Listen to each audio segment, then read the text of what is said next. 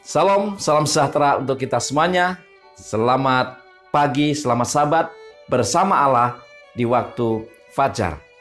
Renungan pagi kita hari ini, Sabat 20 Agustus 2022, dengan judul Kita Ditebus oleh Darahnya. Ayat inti kita terdapat di dalam Efesus 1 ayat yang ke-7. Sebab di dalam Dia dan oleh darahnya kita beroleh penebusan, yaitu pengampunan dosa menurut kekayaan dan kasih karunia-Nya. Nah, saudara-saudara yang dikasihi Tuhan, kembali pagi ini saya memberikan 3 poin penting untuk kita renungkan. Poin yang pertama, hanya ada satu kekuatan yang dapat mematahkan kuasa dosa serta menyucikan dosa, yaitu melalui darah Yesus Kristus yang tersalib. Kita baca akan kutipannya secara lengkap. Kondisi kita akibat dosa telah dikuasai roh jahat, dan kekuatan yang memulihkan kita haruslah kekuatan supernatural. Kalau tidak, itu tidak ada nilainya. Hanya ada satu kekuatan yang dapat mematahkan cengkraman kejahatan dari hati manusia, dan itu adalah kuasa Allah di dalam Yesus Kristus. Hanya melalui darah yang tersalib itulah ada penyucian dari dosa.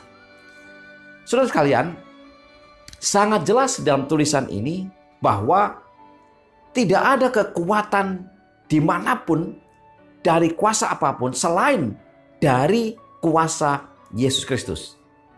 Atas kematian Yesus di kayu salib, kuasa itulah yang mampu mengalahkan akan kuasa dosa. Dosa ini memang sangat kuat, saudara sekalian. Pengaruhnya luar biasa.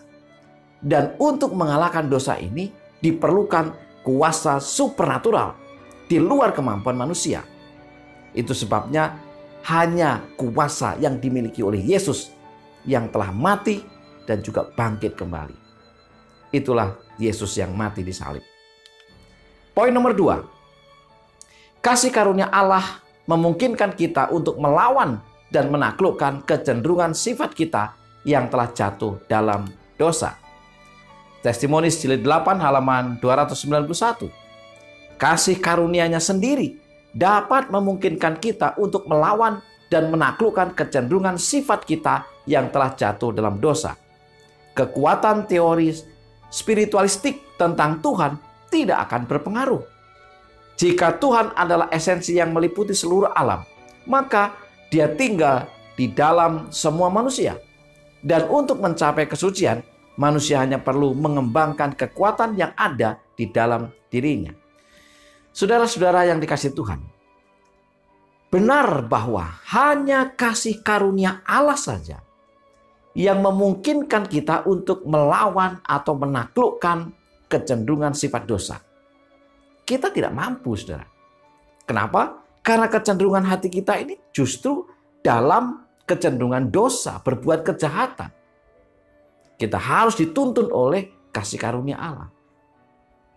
Dengan iman kita menerima kasih karunia itu, dan kasih karunia itulah yang akan membantu kita melawan atau menaklukkan kuasa daripada dosa. Poin ketiga, darah anak domba yang membersihkan dan pakaian kasih karunia-Nya menutupi manusia menjadi tidak bernoda dan tanpa celah. Engkau mungkin memiliki pahala seorang pemenang dan berdiri di hadapan tahta Kristus untuk menyanyikan pujian pada hari ketika Dia mengumpulkan orang-orang kudus-Nya. Tetapi jubahmu harus dibersihkan di dalam darah anak domba, dan pakaian kasih karunia-Nya harus menutupi engkau, dan engkau ditemukan tidak bernoda dan tanpa celah.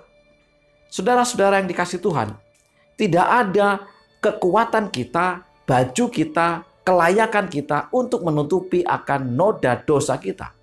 Hanya kasih karunia Tuhan, hanya jubah kebenarannya yang akan mampu menutupi kita dari noda dosa itu.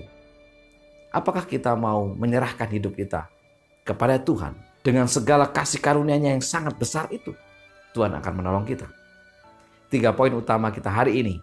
Hanya ada satu kekuatan yang dapat mematahkan kuasa dosa serta menyucikan dosa, yaitu melalui darah Yesus Kristus.